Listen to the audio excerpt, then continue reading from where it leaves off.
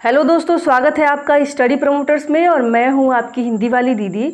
दोस्तों, आज का यह वीडियो उन विद्यार्थियों के लिए है जो net, GRF, TGT, PGT, school व्याख्याता या किसी अन्य प्रतियोगी परीक्षाओं की तैयारी कर रहे हैं और उनका विषय हिंदी है। तो यह वीडियो उन विद्यार्थियों के लिए इम्पोर्टेंट होने वाला है, क्योंकि इस वीडियो में हम हिंदी साहित्य के इतिहास, लेखन, परंपरा का अध्ययन करने वाले हैं।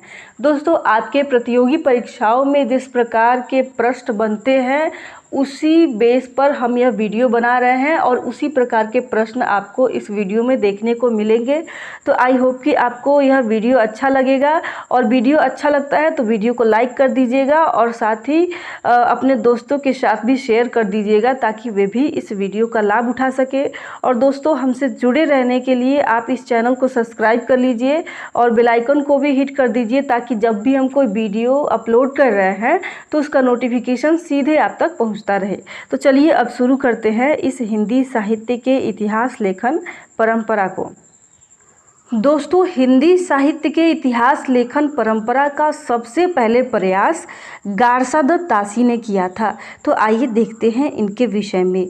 गारसादत्त तासी ने हिंदी साहित्य इतिहास, लेखन का पहला प्रयास सबसे किया था। सबसे पहली बार इन्होंने हिंदी साहित्य के इतिहास, लेखन का प्रयास किया था और ये थे फ्रेंच के विद्वान।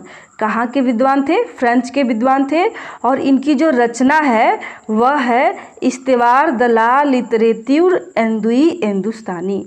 ठीक है, तो इनकी जो रचना है इस्तेवार द ला लिटरेच्यूर एंदुई हिंदुस्तानी, और ये फ्रेंच भाषा में लिखा गया है। ठीक है, जो गारसादत्त तासी है उनकी जो रचना है इस्तेवार द ला लिटरेच्यूर एंदुई हिंदुस्तानी, वह फ्रेंच भाषा में लिखा गया है और इसमें हिंदी और उर्दू के अनेक कवियों का विवरण क्रमानुसार दिया गया है। ठीक है, तो क्रम के अनुसार हिंदी और उर्दू के अनेक कवियों का विवरण इसमें है। ठीक है, इस ग्रंथ में। अब आगे देखते हैं हम।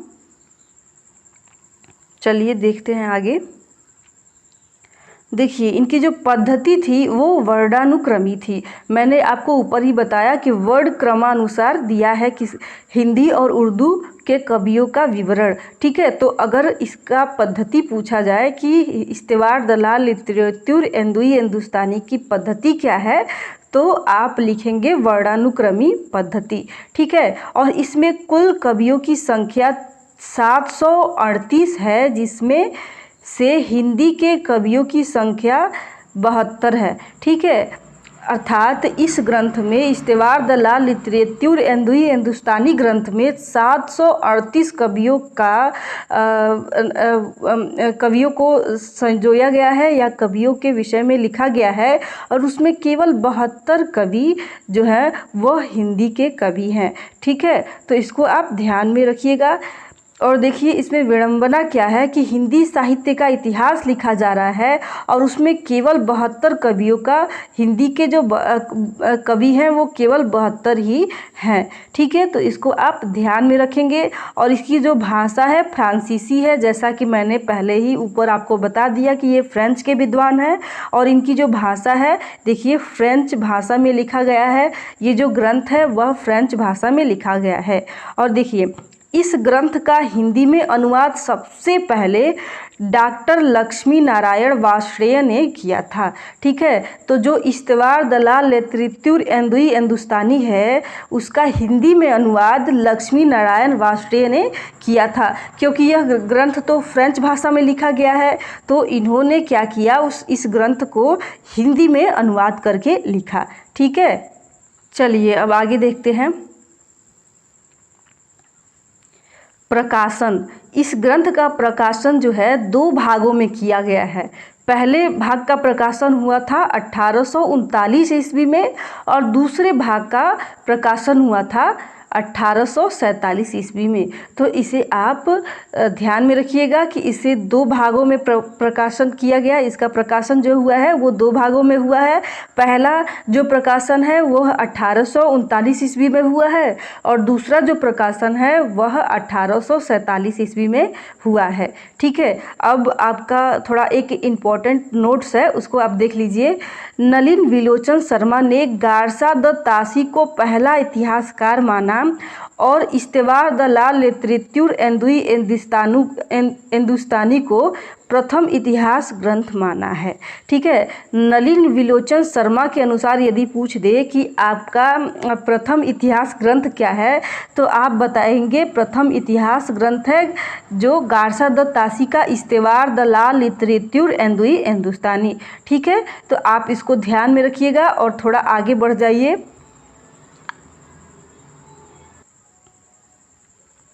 देखिए, आपको मैंने पहले बताया कि यह फ्रेंच भाषा में लिखा गया है और यह हिंदी साहित्य का इतिहास लिखा जा रहा है।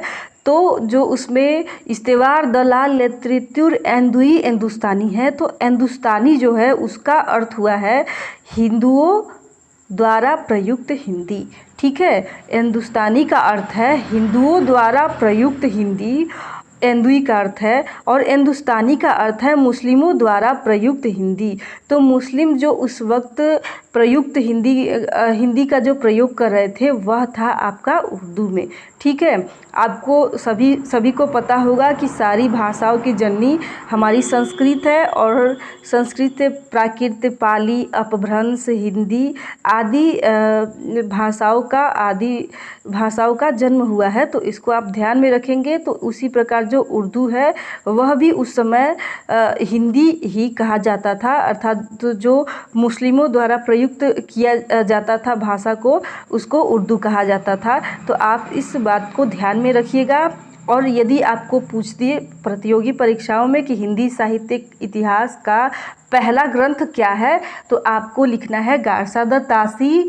और यदि पूछ दे कि हिंदी साहित्य इतिहास लेखन सबसे प्रथम प्रयास किसने किया था तो गारसा द तासी ने। ठीक है, और इनका रचना क्या है तो आपको बताना है इस्तेवार द लाल लिटरेचर एंदुई हिंदुस्तानी। दोस्तों, गारसा द तासी के परंपरा को आगे बढ़ाने का श्रेय शिव सिंह सेंगर को जाता है, क्योंकि हिंदी साहित्य इतिहास लेखन परंपरा का जो श्रेय है वह सबसे प्रथम गारसा द तासी को जाता है और उसके उपरांत दूसरी बार प्रयास शिव सिंह सेंगर ने किया था। ठीक है, हिंदी साहित्य इतिहास लेखन के परंपरा को आगे बढ़ाने का प्रयास दूसरी बार इन्होंने प्रयास किया है शिव सिंह सेंगर ने।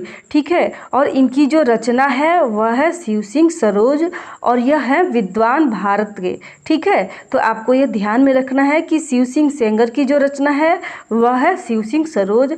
शिव सिंह लिखना है और सेंगर के जगह पे केवल सरोज लगा देना है।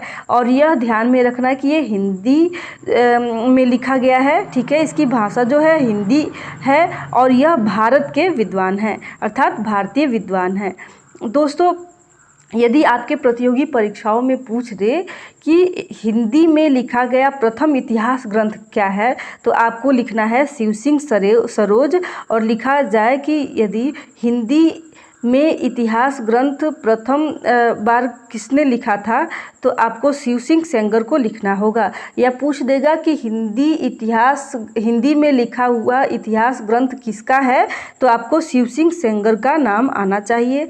और यदि पूछ दे हिंदी साहित्य का इतिहास किसका है, किसने लिखा है तो आपको लिखना होगा गारसा द तासी। और यदि पूछ दे कि हिंदी में लिखा गया सबसे प्रथम इतिहास ग्रंथ क्या है तो शिव सिंह सरोज लिखना है और उनके जो राइटर हैं, उनके जो रचनाकार हैं उसको लिखना है शिव सिंह सेंगर, हिंदी साहित्य का प्रथम इतिहास ग्रंथ और इतिहासकार। ठीक है, शिव सिंह सेंगर का नाम आना चाहिए और शिव सिंह सरोज का। इसको आपको ध्यान में रखना है। इनकी जो भाषा है वो हिंदी है क्योंकि ये भारतीय विद्वान हैं। और इसका जो प्रकाशन हुआ था वह आपका 1883 ईस्वी में हुआ है। ठीक है, और इनकी भी जो पद्धति है वो वर्णानुक्रमी है, अर्थात ये भी शिव सिंह सरोज जो है सेंगर हैं वह गारसा द तासी का ही अनुसरण किए हैं और इनकी जो पद्धति है वो वर्णानुक्रमी है। चलिए अब आगे बढ़ रहे हैं थोड़ा सा। देखिए इनकी जो पद्धति है जैसा कि मैंने आपको बताया वर्णानुक्रमी है और इसमें कवियों की संख्या लगभग 1000 तक है, अर्थात जो शिव सिंह सरोज है इसमें 1000 कवियों को लिया गया है। ठीक है, कवियों का जीवन चरित्र उनकी कविताओं का उदाहरण सहित प्रस्तुत करने का प्रयास किया है। शिव सिंह सेंगर जो हैं वह इस ग्रंथ में शिव सिंह सरोज ग्रंथ में 1000 कवियों को लेते हैं और उनके जीवन चरित्र और उनकी कविताओं के उदाहरण को इस ग्रंथ में प्रस्तुत करने का प्रयास किए हैं। ठीक है, और एक नोट है उसको आप ध्यान में रखिएगा, हिंदी भाषा में लिखा गया हिंदी साहित्य का प्रथम इतिहास ग्रंथ इसे माना गया है, जैसा कि मैंने आपको ऊपर ही बताया है। देखिए आपके तीसरे नंबर पे आते हैं जॉर्ज ग्रियर्सन। ठीक है, और इनकी जो रचना है the modern vernacular literature of Hindustan, यह अंग्रेज हैं और इन्होंने हिंदी साहित्य का इतिहास लेखन जो शिव सिंह सेंगर हैं उनके उपरांत किया है। तो इन्होंने अपने ग्रंथ का जो नाम दिया है वह है the modern vernacular literature of Hindustan. ठीक है, आप इसे ध्यान में रखिएगा। और इनकी जो भाषा है वह है अंग्रेजी और इन्होंने वर्णानुक्रमी पद्धति का प्रयोग नहीं किया है, इन्होंने कालानुक्रमी पद्धति का प्रयोग किया है, इसे आपको ध्यान में रखना है। और इन्होंने हिंदी साहित्य के इतिहास को 11 कालखंडों में विभक्त किया है, इसे भी आप ध्यान में रखिएगा। ठीक है, अब आगे बढ़ते हैं हम। देखिए इसका जो प्रकाशन हुआ है वह 1888 ईस्वी में एशियाटिक सोसाइटी ऑफ बंगाल की पत्रिका के विशेषांक के रूप में प्रकाशित हुआ था। ठीक है, तो एशियाटिक सोसाइटी ऑफ बंगाल की पत्रिका के विशेषांक के रूप में यह प्रकाशित हुआ है। कब? 1888 ईस्वी में। और उसके उपरांत 1889 ईस्वी में स्वतंत्र रूप में यह प्रकाशित होता है। कौन सा ग्रंथ? The modern vernacular literature of Hindustan. ठीक है, और डॉक्टर किशोरीलाल गोस्वामी गुप्ता के अनुसार इस ग्रंथ को हिंदी साहित्य का प्रथम इतिहास ग्रंथ माना गया है। ठीक है, यदि आपके प्रतियोगी परीक्षाओं में पूछ दे कि डॉक्टर किशोरीलाल गुप्ता के अनुसार प्रथम इतिहास ग्रंथ क्या है, तो आपका जवाब होगा the modern vernacular literature of Hindustan. और यदि पूछ दे कि हिंदी साहित्य का प्रथम इतिहास ग्रंथ के रचनाकार डॉक्टर किशोरीलाल गुप्ता के अनुसार कौन है, तो आपको बोलना होगा जॉर्ज ग्रियर्सन। ठीक है, इसको आप ध्यान में रखेंगे। दोस्तों अब हम देखते हैं कि जो जॉर्ज ग्रियर्सन है उन्होंने हिंदी साहित्य का इतिहास ग्रंथ लिखा और उसकी क्या विशेषताएं रही, और या यूँ कहे कि उनका महत्वपूर्ण योगदान क्या रहा हिंदी साहित्य इतिहास ग्रंथ लेखन परंपरा को आगे बढ़ाने में, उसको हम देखेंगे। ठीक है, तो देखिए जो जॉर्ज ग्रियर्सन का हिंदी साहित्य इतिहास ग्रंथ लेखन परंपरा को आगे बढ़ाने में इनका क्या महत्वपूर्ण योगदान है उसको हम देखेंगे। तो देखिए इन्होंने कवियों और लेखकों का काल क्रमानुसार वर्गीकरण करते हुए उनकी प्रवृत्तियों को भी स्पष्ट करने का प्रयास किया है। देखिए इन्होंने प्रयास किया है कि लेखकों का काल विभाजन क्रमानुसार करे, जैसे काल क्रमानुसार इनका वर्गीकरण किया। सबसे पहले इन्होंने लेखकों का और उनकी प्रवृत्तियों को भी स्पष्ट करने का प्रयास किया है पहली बार इन्होंने। ठीक है, इसको ध्यान में रखेंगे। और इस ग्रंथ में केवल हिंदी के कवियों को स्थान दिया गया है और इस ग्रंथ में सिर्फ हिंदी के कवियों को ही इन्होंने स्थान दिया है। ठीक है, और इन्होंने अन्य भाषाओं के कवियों को छांट दिया है, अर्थात अन्य भाषाओं के कवियों को विभाजित किया है और केवल हिंदी के कवियों को अपने ग्रंथ the modern vernacular literature of Hindustan में रखा है। इसको आप ध्यान में रखेंगे। और पहली बार काल विभाजन और नामकरण का प्रयास किया है। देखिए दोस्तों, जो जॉर्ज ग्रियर्सन है उन्होंने सबसे पहली बार इन्होंने काल विभाजन का और उस काल का नामकरण करने का इन्होंने प्रयास किया है। अब आगे थोड़ा बढ़ जाइए।